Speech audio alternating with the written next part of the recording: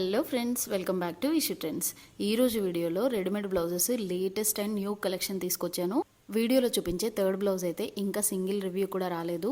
మనమే first review ఇస్తున్నాము. మంచి పార్టీవేర్ కలెక్షన్ అండ్ రెగ్యులర్ వేర్కి కూడా కాంబో కలెక్షన్ తీసుకొచ్చాను. జార్జెట్లో డిజైనర్ బ్లౌజెస్ కూడా ఉన్నాయి.